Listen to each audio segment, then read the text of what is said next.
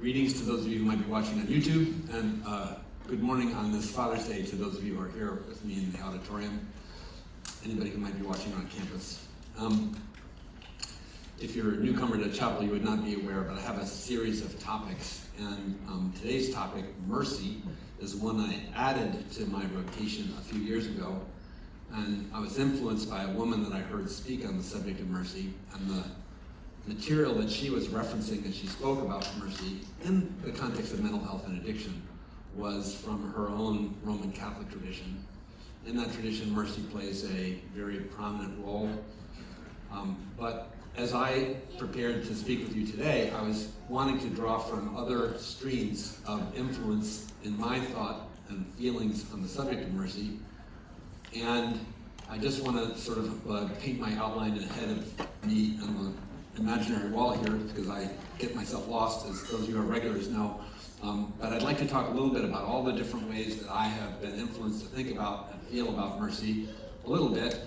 I'd like to connect the dots then between that large body of source material and the phenomenon of addiction.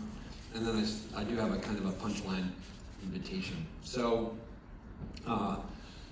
Roman Catholic influence, very real in my life. I grew up as a Roman Catholic boy. And it's one of those things that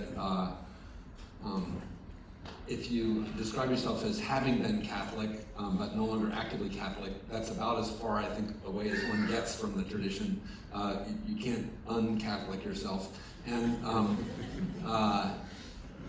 I've had my good and times of comfort and ease with that and gratitude, and I've had my times of tension and struggle with it. But where the Roman tradition pays attention to mercy is the place I'm happy to find entry. And there's beauty in that. There's a choral tradition of singing masses. The Catholic observation of the Catholic centerpiece of the worship is Eucharist, the communion service, and in the traditional form of the Mass, there's this, there's just thousands of composers who have rendered Kyrie eleison, which is a plea to the Lord to have mercy. And interestingly, so it's all over that tradition. Mercy, the figure of Mary, Mother of Jesus, is a merciful figure. The testimony of God to mercy, Jesus speaks about mercy in a way I'm going to try to remember later. But interestingly, when Ellen Mady spoke about mercy at this event that caught my attention, she was speaking about mercy in a little bit of a different way than I hear it ringing in the Roman tradition. Because she was not as much speaking about it as God being merciful to us. She was speaking about mercy as something that's evident where, and she said, where suffering meets love, or love meets suffering. And now jumping streams for a minute, is one of my friends, Matt, is going to help us remember somebody later this morning. And Matt's probably our foremost wisdom keeper of Buddhism on this campus. He's a staff member here who has hours and depth of knowledge and familiarity with Buddhism that far outpaces anybody I know who works here. And so I'm gonna brave saying something about Buddhism, but I want to honor. If I get it wrong, he'll fill me in later. There's a word in Buddhism, karuna, and it's a word that Buddhism brings forward from Hinduism. And in Hinduism, it has a certain meaning, but in Buddhism, it's often translated as mercy, but also as compassion. And love, mercy, and compassion they're not equivalently synonymous in English, but this one word, karuna, in Buddhism is variously translated as love, mercy, or compassion. And one of the things I didn't realize about Buddhism when I was a naive Buddhist onlooker coming out of my Roman formation as a child, and I was told these lies about other religious traditions, by the way. When I was a boy, I was reared in this our God is right and your God is wrong sort of thing. And one of the things that I was told about, I came to believe about Buddhism as that outsider, is that I thought Buddhism was quite ethereal, and yet when I learned by actually doing some study and practice that Buddhism had this rich emphasis on karuna, on compassion and mercy, I was forced to rethink my external prejudices about the tradition. It's a much more practical, much more loving, in some ways way more beautiful of a tradition than I had understood without knowing what I was talking about. And I just read a really interesting thing this week, which was a dialogue at which the Dalai Lama, a sort of important exponent of Eastern traditions and philosophy in our world, was at a conference on Zoom in the 2020 period when we were all doing so much Zoom, with an Islamic scholar at a table where there were persons of different religions, and the Islamic scholar was speaking with the Dalai Lama in front of a larger audience about mercy in Islam. And this is too a tradition that many people have bad thoughts about, but how interesting that there was this profound amount of common ground between the Karuna tradition and the Buddhist and Hindu streams and the mercy tradition in Islam. And Judaism and Christianity stand in that stream with the Islamic faith. And so it turns out, like, if you just think of it, like, to generalize, people of old across the planet and through the ages have seen mercy as important in a spiritual life. And I don't think that's shocking, but I think it's really interesting. Marty knows my very favorite passage on the subject of mercy is not a wisdom passage. It comes from Shakespeare. And in the play The Merchant of Venice, one of the key characters, a woman named Portia, is acting as an attorney, a male, and offers this speech to try and protect somebody who's on trial. And the speech is actually to try and persuade the opposing counsel that the charges, which this is where we get the phrase pound of flesh, that a pound of flesh not be exacted from the Merchant of Venice. And this speech about mercy, even though it's not successful, is incredibly poetically beautiful. It's just arresting. You'll hear it. One of our patients is going to read it a little bit. And one of my favorite little word phrases within it is when it talks about when mercy seasons justice. And so here, Shakespeare puts in front of us this polarity. And while compassion and love have something to do with it, that's kind of the focus I wanted to bring forward from wisdom traditions, is that in these wisdom traditions, mercy and justice are seen as to some degree a choice or an opposite. In fact, there's a lovely Jewish midrash, which is a little Jewish story about debates in religion. You might be interested or shocked to know, I'm being sarcastic there on the second chart, that Jewish argument is a thing. But Jewish argument is a thing. And midrash is a label for Jewish argument. And so there's a midrash story. The midrash story is a student and a teaching rabbi. And so the student says to the teaching rabbi, "Rabbi, is it the case that God prays?" And the teaching rabbi says, "Well, certainly God prays." And the student rabbi says, "I'm not sure I understand. What would be the nature of God's prayer? What would be God's need of prayer?"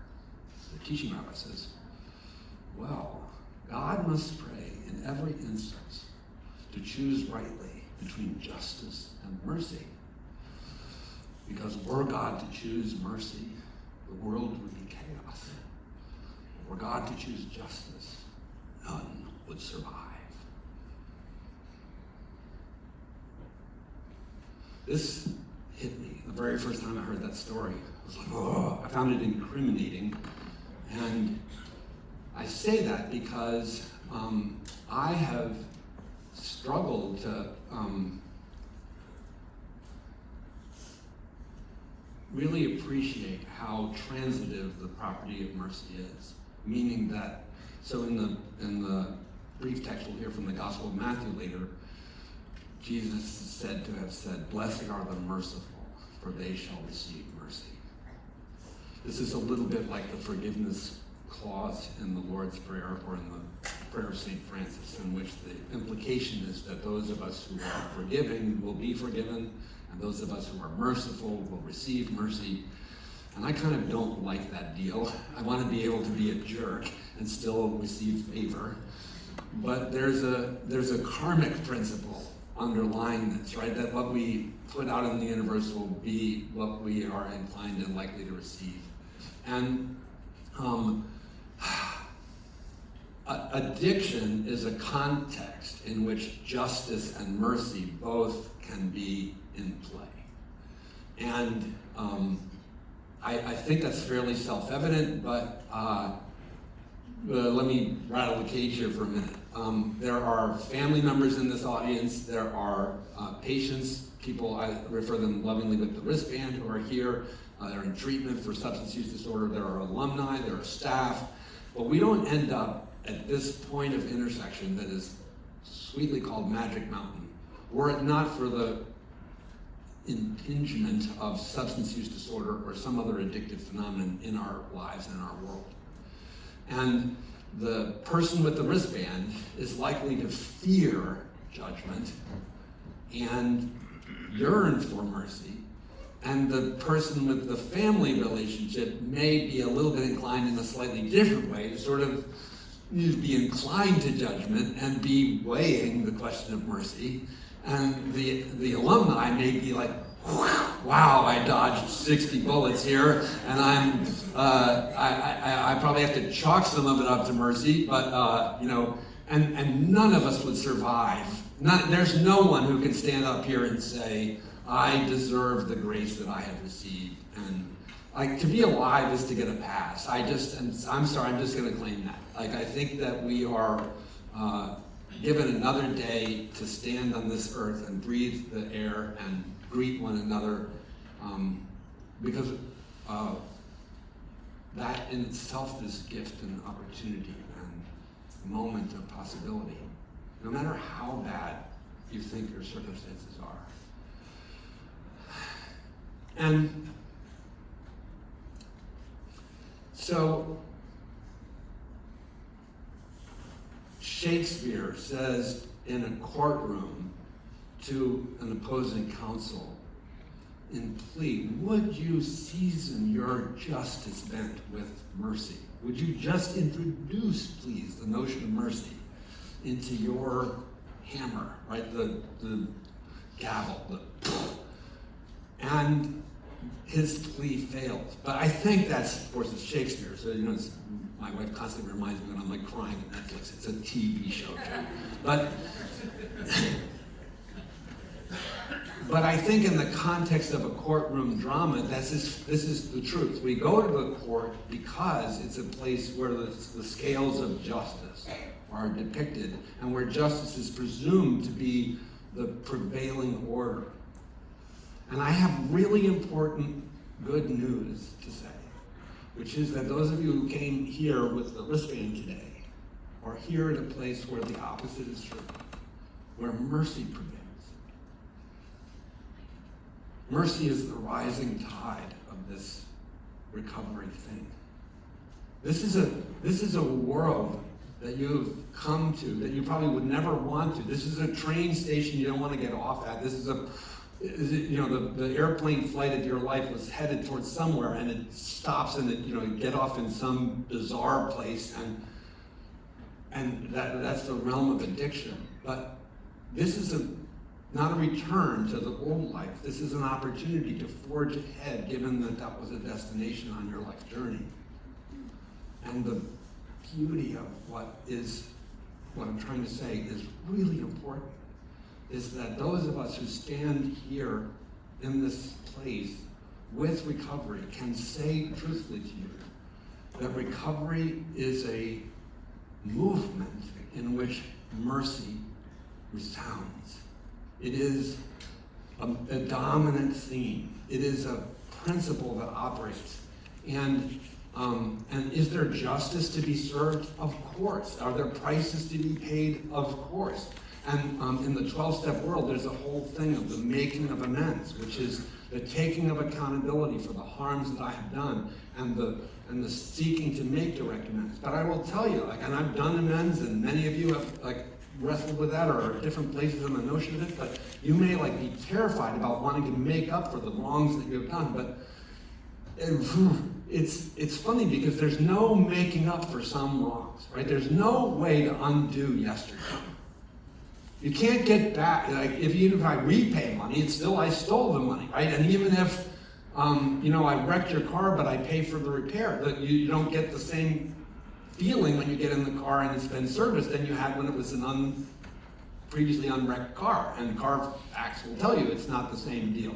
And so, no matter how close the justice piece seems to be to the injury, it does not undo the reality. And tons of people go through this terrible torment who are victims of trauma, and they seek justice. And I don't know if you have been one, or if you have a loved one who has been one, but it's a thing that you embark upon. I have a dear friend still, I haven't talked to her in a long time, but she was grievously injured by a provider of a professional level of service who perpetrated a manipulation and an exploitation of this vulnerable client. And when she came to and realized sort of what was happening, her first inclination was to seek justice. And I was her counselor and friend, and I was like, hey, good for you. I'm totally behind whatever you need to do that. And so she went through this huge process of taking this jerk to account. And in the midst of it, she discovered that she was not the only victim of his disease. And, so there were other people, but other people wouldn't come forward. And she went through all of that stuff. We see this enacted all the time in the media. And at the very end, I remember talking to her, and she won a Pyrrhic victory, right? She won an ostensible case in the arbitration of this, in the adjudication of this civil matter, and the person was made to suffer future-oriented consequences. But that didn't erase the reality of her wounded soul. And so whether now or later, to me, if one wants to find peace, there is a dropping of the gavel and the dagger and the bitter poison of the you will get yours because I have suffered at the hands of what you have done. And there's this option to move in that direction earlier. That's what mercy looks like to me. Mercy is, let's not take this down that long, arduous trail of adjudication. Let's just stop bludgeoning one another, either intentionally or out of some get back or whatever. So the call, the invitation, is to catch the rising tide of mercy. May my plea be somewhat more persuasive than Portia's and Shakespeare. Would you consider, as a book, Drop the Rock? What would it mean for you to, and remember it in this, the transitivity of it, because there is a danger, if you want to stay on the course of justice, that ye be held account for your failings. And I think we have to decide to step up to that.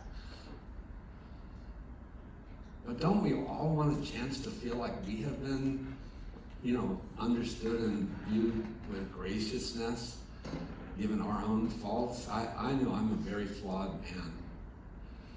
And the fact that I can stand here in front of you today, vested with the job that I have, is only by the generosity of spirit of this weird place and a lot of really good people. And that my wife puts up with me is mercy every day. And I laugh, but I mean that in some degree in seriousness. And I will never make up for all of the harms that I have done, but I have been spared. And you are in a place where mercy reigns over justice every day. So celebrate that with me. Breathe The fear that attends your particular situation, I'm sure, is real.